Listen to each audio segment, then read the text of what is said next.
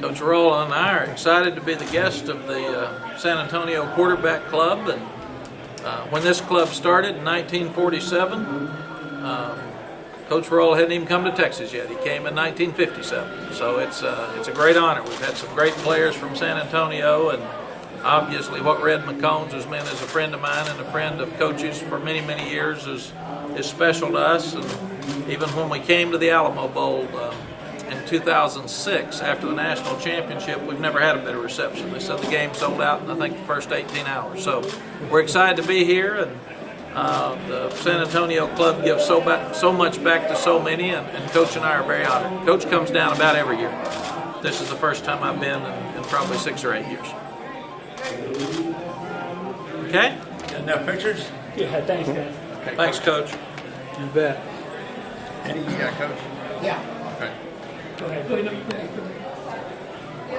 Did you want Coach? No, that's fine. Thank you, guys. That's good. Thank you. Coach, last time we saw you in public was at the NFL draft. You were introducing Colt McCoy. I know that had to be a great moment for him. What was that moment like for you? It was a great moment for me. The NFL Network asked me to come up and spend the third day of the draft with them because they've never had a college coach sit there and talk about what the kids go through and what the coaches go through and the thought process of leaving early or staying, or even the anxiety building up to the draft. And while we were there, Sergio Kendall got drafted. Lamar Houston had just been drafted. Jordan Shipley just been drafted. And the guys with the NFL office said, you know, Colt's going to be drafted. We've never had a college coach introduce his own player. Would you like to do that? And I said, I'd be really honored. How do you think Colt will do in the NFL? I think Colt will do great. He's a guy that had stayed healthy for us, obviously, except the first year in the last game. He fits the Cleveland system that Coach Holmgren wants to run perfectly. It's more like a West Coast offense. And, you know, when you're the winningest quarterback in college football history and you're the most accurate quarterback to ever play in college football, those are stats that give him a chance to be in the league for a long time. Mack, when you look at, speaking of Colt, and when you look at him and now you look at Garrett and him taking over and the experience, obviously, that he got in the championship game, where do you feel and how do you feel about your quarterback position? Well, we had Major Applewhite and Chris Sims, and then we kind of transitioned to Vince Young, changed offenses a little bit, and then we transitioned to Colt and changed again. And our offense right now is trying to adapt to what we feel like Garrett will do the best. You couldn't have any better experience for a smart, tough kid than to be thrown into the national championship game like he was. And he obviously handled it really well. Immediately after the game, I said, are you okay? I know this was a tough thing for you. I hate you were thrown in like this. And he said, yeah, we just turned the ball over. If we hadn't turned the ball over, we'd win the national championship. So he gets it. You know, his dad played 14 years in the NFL, and he's very bright. He's a 4-point student. And I thought, you never know how a young man will respond after a tough loss like we had with Alabama. He had a much better spring than he had fall. So he really took a leadership role. And I think with Colt being gone now, Garrett will step up and take over this team.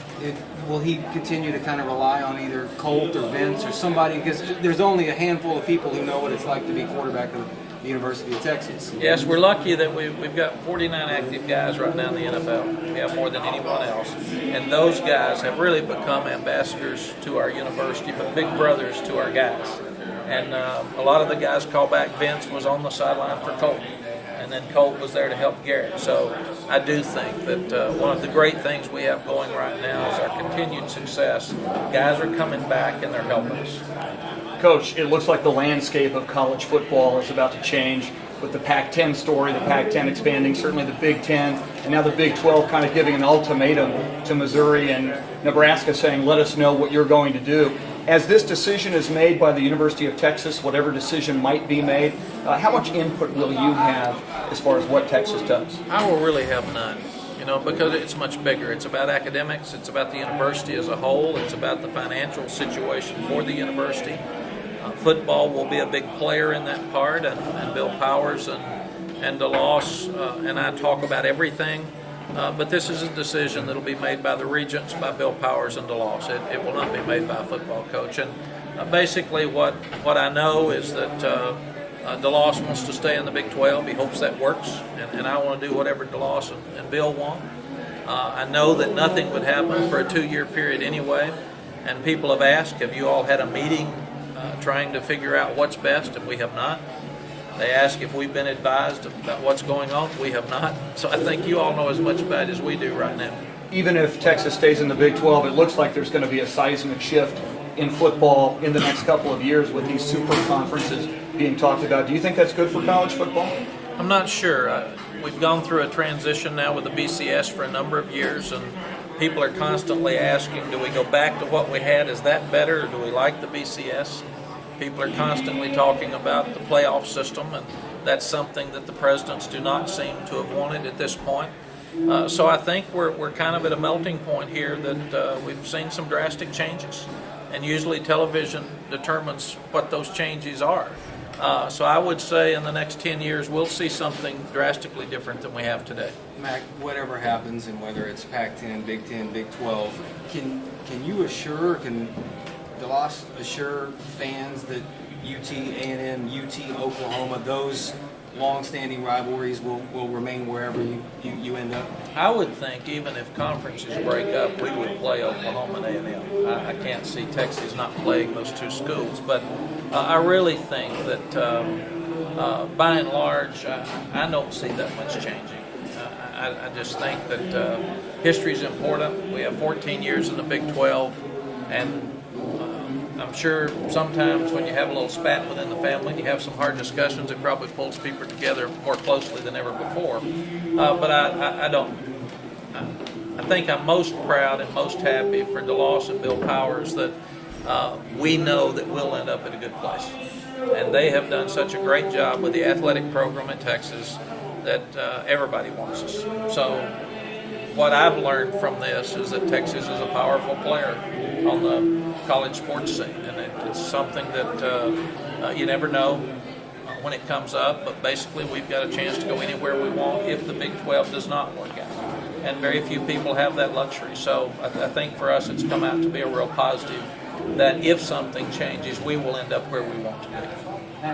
What was your reaction when you saw that report last week about the 6 schools that reportedly were on the list for the Pac-10? Yeah, that's been talked about for 6 months. I was surprised that everybody got shocked.